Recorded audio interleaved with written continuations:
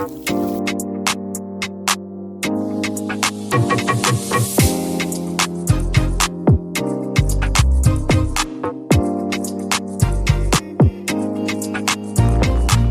time has finally come.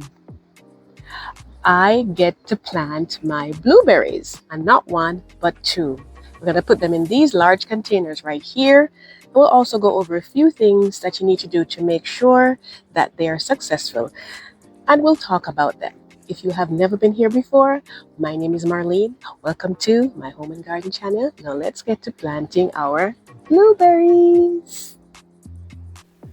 So these are the blueberries that I got from Walmart previously. And as you can see right here, they have lots of flowers and even a couple of tiny berries on there. So that was very exciting to see. I always love to see signs of life. And then over here, I'm just showing you the different things that I had to get in order to get this going. The blueberries, of course. And we have our organic fertilizer right there. And I'll go into why you need to add this in there, because there's special needs that blueberries have that some plants don't. And then over here we have our potting soil mix and our two large containers. They look like whiskey barrels. I like how they looked, and so I got them, and they're pretty large. Over here we have two smaller containers, and this is going to help us to conserve a little bit on soil, which you'll see further down in the video. And of course we have our mulch right there and our watering can, so we are pretty much ready to go. And if you wanted to see some choice of what they have recently, well, at my Walmart, and maybe yours too, you can check out this video at the end so you can see the different things that they have, and you can make your choices there. So these were the two containers right here from Better Homes, and they did not have any holes in the bottom. So here my husband is going in and putting holes in the bottom.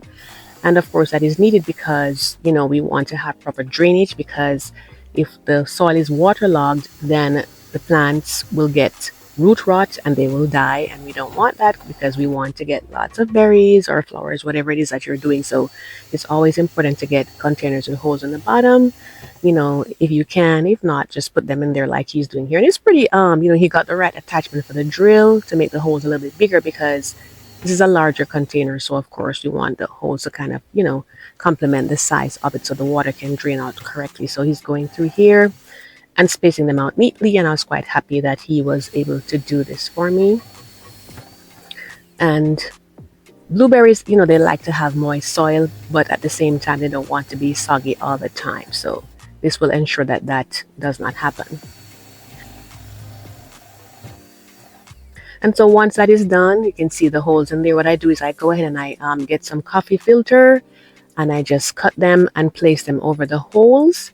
And what that does is that it prevents the soil from coming out, especially if the holes are more towards the edge of your container. Because sometimes I'll, you know, get containers that come straight from the store with the plants in there already. And then as time goes by, even the ones that I plant, sometimes you'll see that there's soil to the side, you know, like kind of like seeped out to the holes. So this prevents that from happening. So if you can get a couple of coffee filters, it's not a bad idea to put them at the bottom of your container, especially if you have like a large hole in the center at the bottom or something like that. And so over here now he's shaking in the potting soil mix, and of course you can use whatever brand you like. This is the one that we got, and I'm going in and putting in the organic fertilizer. So this right here, this type is specifically for plants that are acid, you know, they like acidic soil, meaning typically the soil is usually from 4 to 6.5 as far as the pH goes. So this is going to help to lower the pH. Maybe the soil where you are, if you're putting them in the ground, you know, is already in that range if you've had your soil tested. But usually if you're getting potting soil mix, it's not going to be in that range. So you'll want to put something in there that's going to get you in the appropriate range. So that's where this comes in. And so that's the one I'm using. But we'll talk about some other options for you further down in the video. And it does give you the directions on there, like how much to add in based on how much you're using. So you just follow the step-by-step guide, and it does that for you. And of course, you see I have my gloves on there because, you know, I don't want to get that on my skin. I'm just going ahead and getting that folded in there. And typically what I try to do, guys, is when I'm planting things, I try to time it out so that we can have rain the day after, or sometimes even the evening off, and it just does wonders for them. So here I'm going in and adding in the rest, because I put 2 cups in this one based on the size of the container, because this is 20 inches across, which is basically 50 centimeters. Typically you don't want to go lower than 14 inches. And these are some of the options here that you can add in, and I'll link these in the description box if you wanted to get them to make your soil more acidic for your blueberries and other types of flowers that like that too. So I had to top it up a little bit with some more to get it going.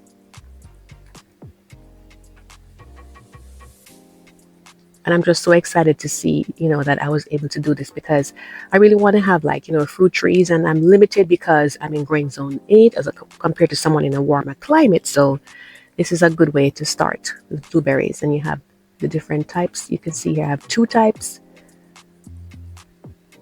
Bear in mind though that when you do plant them, they're going to have transplant shock. So if you just got your bare roots and there are flowers on there, they most likely will drop off, and you'll have to wait until the following season. But let's take a look at some more details that they do provide on this for us here. They tell us how high it's going to get. They tell us how to space them. I'd like if you're doing a lot of them like in flower beds, to tell you how much space to put between them, how deep to plant them. And I'm planting Misty and Legacy. That's the 2 type that I have right here. And on the back, they're going to tell you on here, different things about blueberries, when to plant them outdoors, depending on your growing zone. And it also tells you step by step exactly how to plant them. And of course, depending on your growing zone, exactly what month or months you can plant them in within that window of time to get the best results. And they have the contact information on here. But of course, it depends on the one you're getting. But typically, they try to, give you those pieces of information so that you will have success with what you're doing there. And so I'm going in and, getting this off of here. And they typically recommend that you get 2 different varieties, which I'm doing here, as you can see. But they say if you have 3, it's even better, if you are able to get that many, because blueberries, they are self-fertile, which means that the flowers, they will fertilize themselves. But when you have cross-pollination from from another type of blueberry, you tend to get higher yields, and you also get a nicer taste from them. So if you are able to do that, then definitely go for it. So here I'm soaking it in the water, and what you're seeing there is sawdust. And I just wanted to pause for a moment to invite you to subscribe to my channel if you have never done so before. We do lots of gardening topics, tips, and tours. My husband is typically behind the camera. Sometimes he's in front of it. So be sure to tap the bell twice so you never miss an upload. So here I am going ahead and putting it in, and I'm sorry I didn't get to catch the footage showing you what the roots look like, because pretty much almost all of the sawdust came off, which is what we want, because the sawdust is great as mulch on top of your soil, but if you have it in the soil, it's going to be preventing your plant from absorbing nitrogen, which is very, very important. Also, if the soil is not acidic enough, it prevents it from getting iron and manganese and phosphorus. And if the plant doesn't have those, they're going to get yellow leaves, sclerosis, and then they're going to die. So, it's very important not to put the sawdust in, and also to make sure your soil is acidic when you're planting them, especially in pots. And speaking of pots, putting, starter pots in the bottom of your container helps you to save on soil, because you don't have to put as much in there. So I put a few of them in that to help with that situation. And over here now we have our mulch. So I'm going to go ahead and put that on. And typically the thickness that you want to go for is about 2 inches, perhaps 3 at the most. You just put it in and cover the entire area around. And if you've been watching my channel for a while, you know that I absolutely love using mulch, because it's so important in the garden. There's so many different choices available. It helps to keep your plants, retain moisture in the summertime. So it kind of keeps them a little bit cooler. And in the winter, it helps to keep them warm, kind of like a little warm blanket over them. And, you have different types like your red mulch, cypress mulch, brown mulch. So many different ones are there. So there's one for everyone. So what I wanted to show you also was that when you spread your mulch, if you can, try to back it off a little bit from the main stem of your plant, because when you do that, it prevents, like bugs and pests and diseases from having easier access. And since we are planting, at this time of the year, that, maybe late winter or early spring where you are, these are some great plants that you can put in for beauty in your garden. And I'll link it at the end so you can get that information. So over here, this is what they're looking like 2 little peas in a pod. So I think they're quite happy here. Bear in mind, though, that from bare roots, typically like the first summer, you're not going to get any fruits from them, very unlikely, because there's transplant shock. The flowers are going to fall, or even if they fall, they get new ones. They have to kind of come into themselves. So the following year is when you would start to get the benefit of having your blueberries.